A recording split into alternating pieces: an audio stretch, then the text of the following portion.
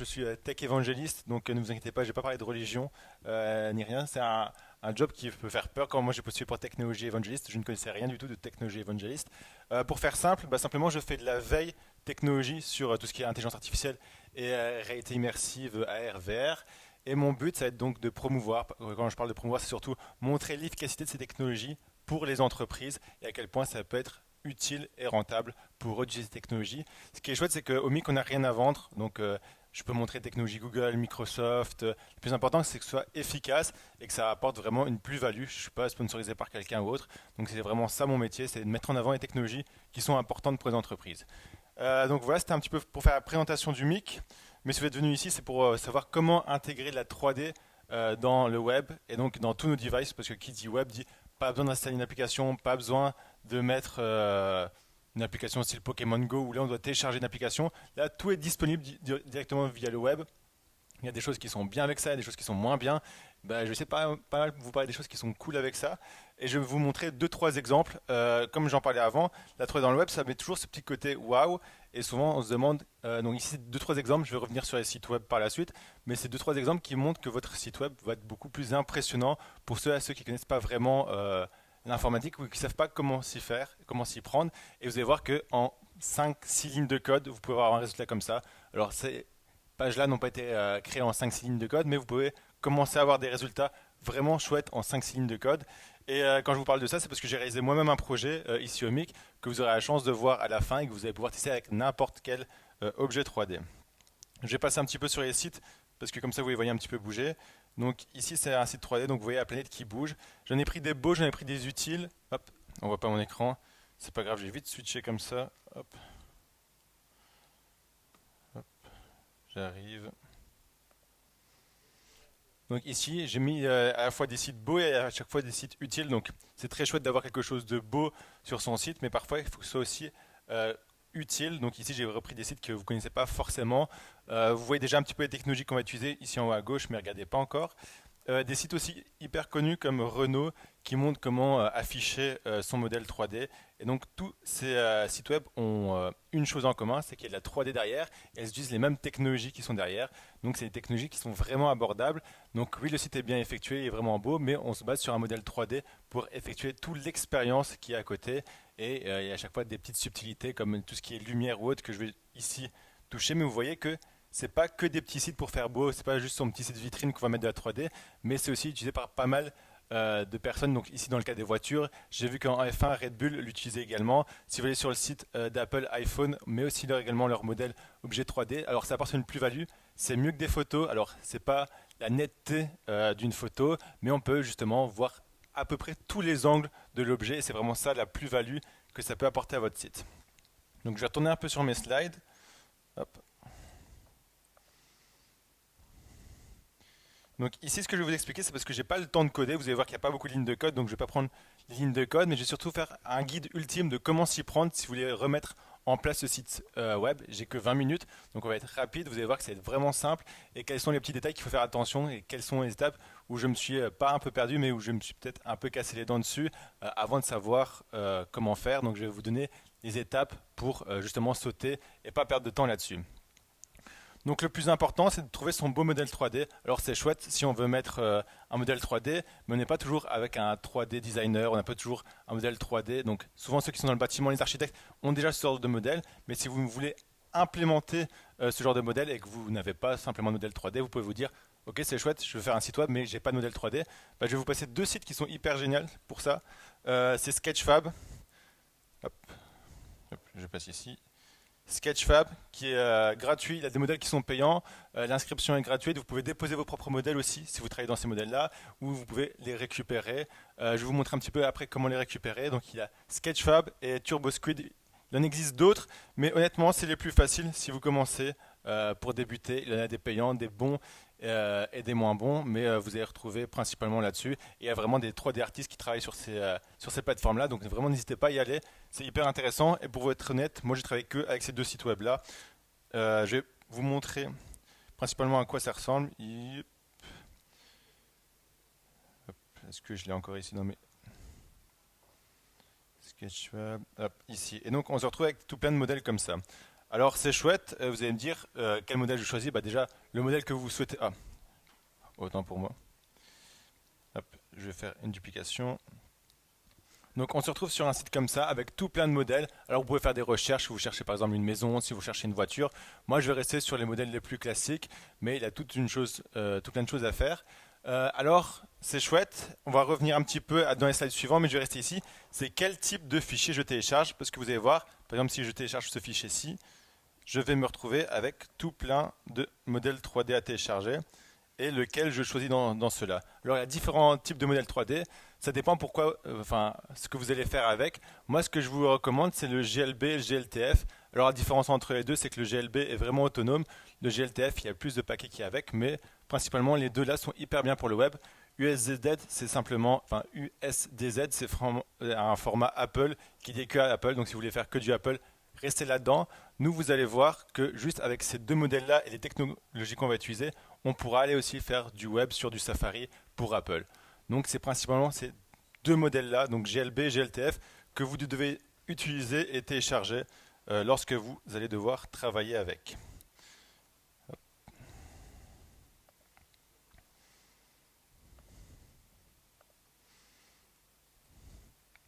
Donc vous allez voir tout plein de fichiers.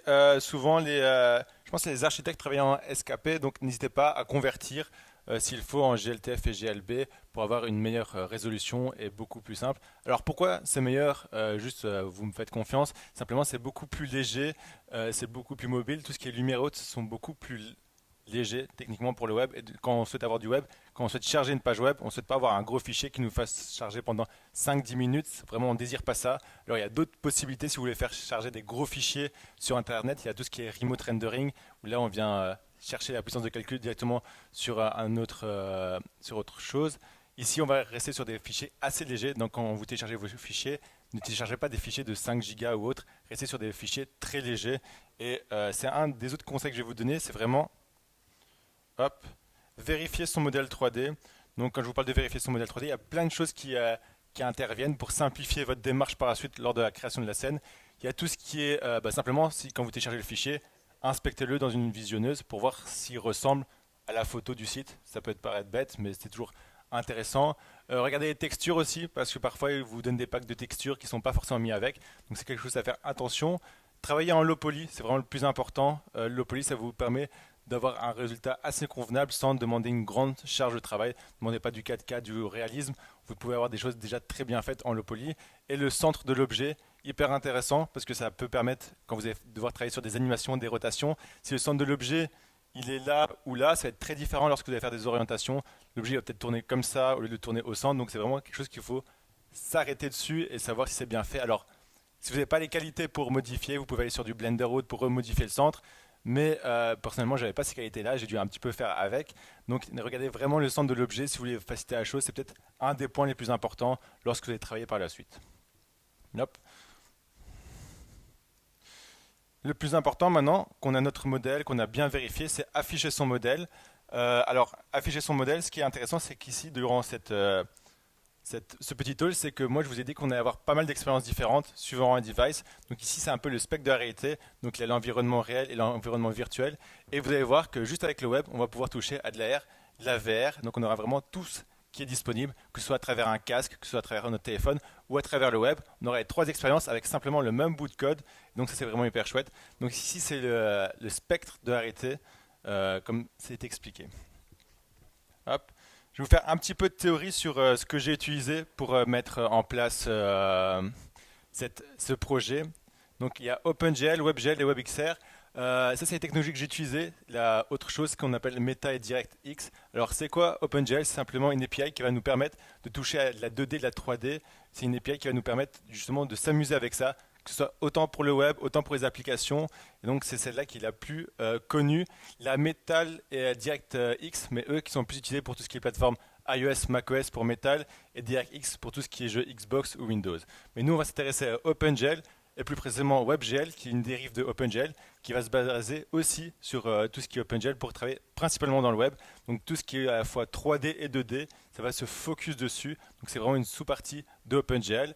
Et on aura en plus en bonus donc tout ce qui est WebXR, donc WebXR qui est aussi attaché à WebGL, qui lui va nous permettre d'avoir tout ce qui est garanti, donc tout ce qui est en AR, VR, donc pas juste d'afficher sur le web, mais d'avoir une vraie expérience derrière. Et vous allez voir dans notre projet que vous verrez à la fin, il y aura vraiment cette expérience grâce au WebXR et WebGL. Donc c'est vraiment la technologie, enfin les technologies, c'est vraiment la théorie sur le web qu'il vous faut savoir lorsque vous travaillez. Si je parle de TreeJS, ça parle peut-être à quelqu'un de TreeJS. TreeJS utilise OpenGL justement et WebGL pour travailler. Mais si vous voulez avoir quelque chose de beaucoup plus rapide, ce que je peux vous conseiller, c'est d'avoir Model Viewer. Donc avant de rentrer dans du TreeJS, Model Viewer peut vous donner quelque chose déjà de très très efficace.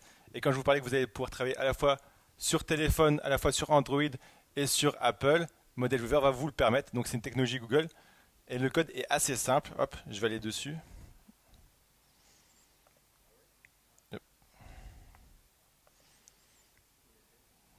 Model Viewer, le code fait ça, et je vous mens pas, il n'y a que ça. Donc vous pouvez retrouver le nom du modèle. Donc ça, c'est si vous voulez implémenter Model Viewer dans un de vos sites. Le code est expérimentalement, enfin le Quick Start est vraiment très simple. Il n'y a pas beaucoup plus à émettre. Vous pouvez améliorer la lumière, vous pouvez changer d'objet, mais juste avec ce bout de code là, vous pouvez avoir de la 3D dans le web. Et donc ça, c'est si on se retrouve sur un téléphone, sur un ordinateur, on a pour la possibilité d'avoir un modèle 3D comme ça. Maintenant, si on souhaite aller directement sur un téléphone, Model Viewer va nous permettre justement de faciliter ce travail. Vous avez vu durant mes slides que vous avez vu Quick Look et SceneViewer. En fait, c'est deux choses qui sont directement intégrées dans vos téléphones. Quick Look pour Apple et SceneViewer pour Android. Et en fait, Model Viewer va vous permettre de rediriger vers vos téléphones, vos modèles qui sont déjà directement mis. On va faire un test tout de suite avec un de mes modèles. C'est qu'on va prendre nos téléphones. Je ne sais pas si vous êtes team Android ou iPhone, mais les deux fonctionnent. Si vous êtes sur Safari ou sur Chrome, euh, on va reprendre un de mes projets hop, qui est ici. Et si vous voulez scanner le QR code, ce que j'ai utilisé ici, c'est un projet que j'ai réalisé. Et ce projet-là est disponible directement sur Internet.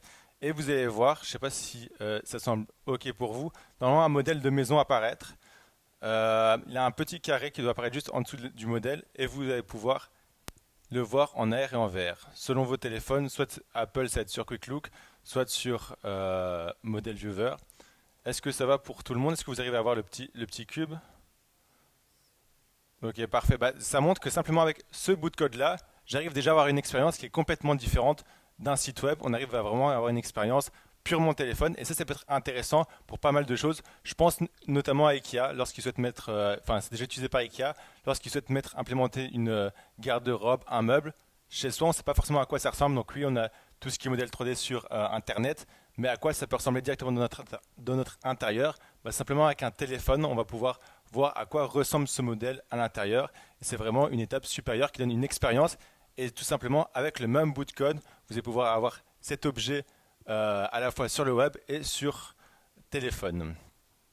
Alors, j'expliquais au tout début avec un membre de la salle, c'est qu'on a dit tous les devices et on a oublié un device dedans, c'est tout ce qui est réalité virtuelle, donc les casques. Alors, Model Viewer ne nous permet pas encore de travailler dans les casques, mais vous allez voir qu'avec la technologie TreeJS, on va directement pouvoir travailler dans ces scènes-là. Donc, je vais vous montrer un petit peu les technologies que j'ai utilisées pour, hop, je vais vous montrer, pour mon projet.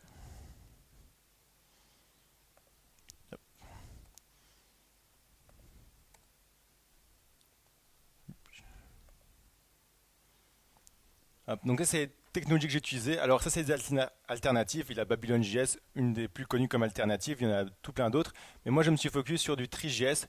Pour être honnête avec vous, j'ai fait que du React, donc mon front React, technologie assez connue. TreeJS et React Refiber, donc ces deux librairies vont m'aider à travailler dessus beaucoup plus simplement. Et comme je vous l'ai dit, les codes sont très très réduits. Comme je vous ai montré Model Viewer, on a exactement le même code pour du TreeJS quand on le fait sur du React. Je vais vous montrer le code ici. Alors Dre, si vous vous demandez c'est quoi Dre, c'est simplement une bibliothèque que j'ai utilisée qui s'implémente avec React Reviper pour améliorer les animations, pour avoir plus de luminosité. Quand on s'amuse un petit peu avec les modèles 3D, vous allez voir qu'il y a pas mal tout ce qui est gestion de lumière, gestion des rotations, qui va être pas mal dur à effectuer quand on n'a pas vraiment cet esprit de position, rotation par rapport à un certain axe. Dre va le permettre de faire très rapidement. Hop. Donc, sans vous mentir, donc ça c'est le code en TreeJS. que j'ai dû effectuer. Donc ça, c'est du pur HTML pour rester agnostique de toute technologie. Donc vous voyez, le code fait à peine 35 lignes et c'est vraiment juste l'implémentation. Donc ici, j'ai fait avec un import. Vous pouvez faire avec un CDN si vous préférez, mais l'import reste vraiment efficace. Donc le résultat obtenu est assez simple. C'est un cube que je vais vous montrer. On en parlait au début. Hop, hop. Et donc on se retrouve avec un cube comme ça. Alors oui, ça donne pas envie pour l'instant vu que c'est juste un cube qui reste en l'air, mais on arrive à avoir une scène 3D déjà intégrable dans un site web. Et ça, peu importe votre site web, ici j'ai mis HTML parce que c'est vraiment agnostique de toute technologie, mais vous pouvez l'implémenter avec d'autres librairies, comme moi j'ai utilisé React Fiber avec du React, de l'Angular ou tout autre framework qui va vous permettre de travailler dans le web. Donc ça va avoir quelque chose de très simple, mais ce que je vous ai promis c'est de travailler directement en VR, et donc on va effectuer cette tâche-là. C'est au bout de ces technologies-là,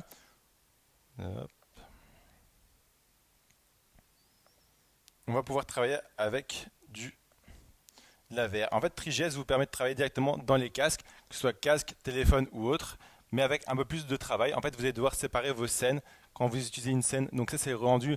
Donc comme je vous l'ai montré ici avec le bâtiment, donc quand vous avez votre téléphone, ça c'est le modèle 3D, ça c'est le vrai casque. On peut déjà avoir ce rendu avec un résultat classique sans travailler dans du VR. Donc ça c'est la page web et ça c'est sur le téléphone. Donc ça, je travaille toujours avec des scènes différentes.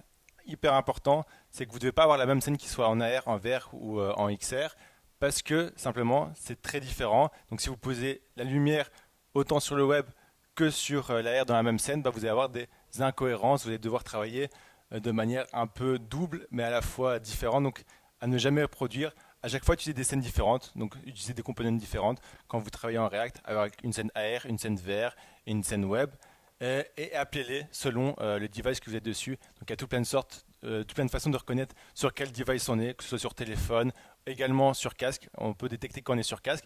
Et bien on va travailler sur ces scènes-là justement quand on décide de travailler. Alors ce qui est hyper important et que je ne vais pas vous le montrer ici, pour passer d'une scène AR à une scène VR, c'est simplement un seul bouton qui change. C'est le bouton AR qui passe en bouton VR. Il n'y a rien de plus compliqué que ça.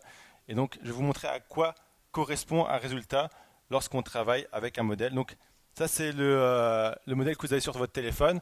Alors, je peux vous le faire tester sur le casque si vous avez un peu de temps après-midi.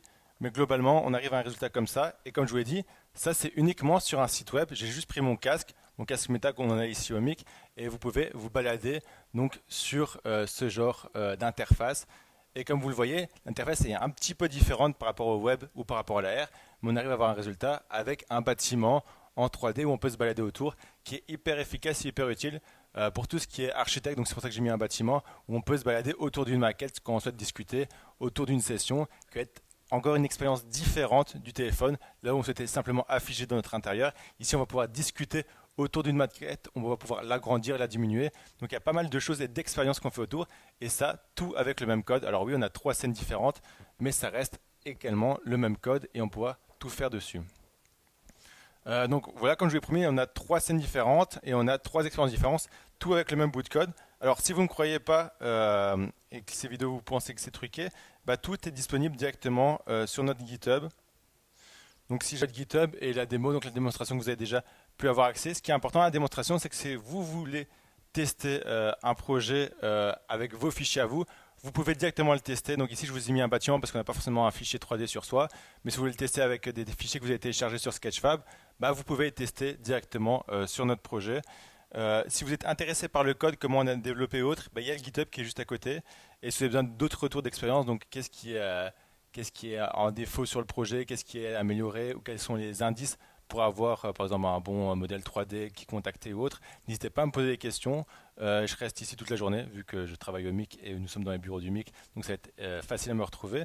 J'espère que ça vous a bien plu. Mon objectif, c'était pas vous montrer comment développer, mais vous montrer les possibilités que simplement avec une page web, on peut avoir 3 expériences différentes, à la fois sur le web, sur téléphone et sur casque.